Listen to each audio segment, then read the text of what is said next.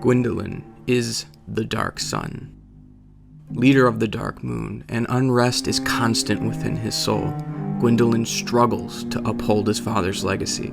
He struggles to maintain the illusion of power. He struggles with his own existence, desperately begging for acceptance, even after all those he loves have abandoned Anor Londo, have abandoned him. But to understand the Dark Sun Gwyndolin, we must first know his father, Gwyn. And to understand Gwyn, we must know that there are two different variations of the same deity.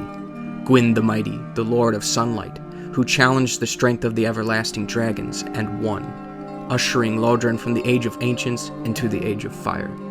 And Gwyn the Weak, Gwyn the Lord of Cinder, who fell hollow, sacrificing himself to link the flame in an attempt to prolong the reign of the Age of Fire.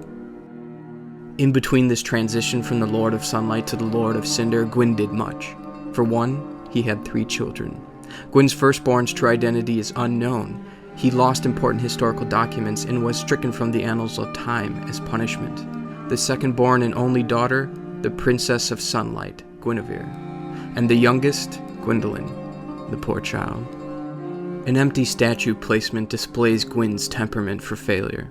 Where a statue of his firstborn surely once stood, it stands no longer due to failure of duty. Gwyndolin, on the other hand, was considered a disappointment from birth. A placement was never constructed for him to stand beside his father and siblings. This is because Gwyndolin had an affinity to the moon, which was seen as a feminine trait. As such, Gwyn raised his youngest boy as a female, an outcast from birth. Desperate for acceptance, Gwyndolin dons a crown symbolic of the sun to manifest great adoration for the sun. The heir also called himself the Dark Sun, a reminder to his family that the moon is still a reflection of brilliant sunlight, just as he is a reflection of his father. Gwyndolin would also oversee the Dark Moon Blade, a covenant of vengeance seekers who exact justice upon all invading spirits, spirits of dark, well known for their attempts at ending the Age of Fire, the age of his father. In spite of Gwyndolин's efforts, the Dark Moon Blades couldn't prevent the flame from fading. Like his brother before him, another disappointment.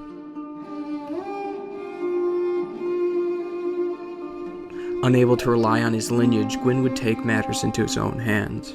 Gwyn would sacrifice himself to link the flame. His last order, before falling hollow, Gwyn commanded his children to shepherd the humans. Gwyndolin would not fail his father again. But how far was it taken?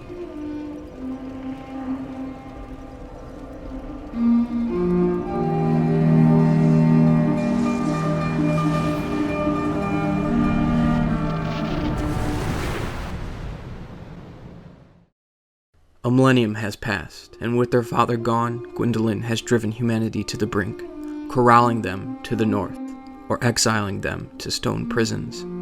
Shepherds are meant to watch over and care for their flock. Surely this isn't what Gwyn had intended. This conduct is unbefitting of the gods. The benevolent Guinevere, unable to bear witness to the mistreatment of humans, leaves Anor Londo with Flann. Alone now. Mentally broken and abused, Gwyndolin creates a facade of normalcy. A deity left and forgotten, alone, abandoned. But did he truly ever have anyone to begin with? Gwyndolin struggles. He struggles to maintain the flame. He struggles to maintain his father's legacy. Gwyndolin is the true remaining vestige of the Age of Fire, not the Lord of Cinder. Desperate in his quest for approval, Gwyndolin finally got his wish. They are both the same in the end. Father like son, they both remain, clinging to a hollow existence, empty and alone.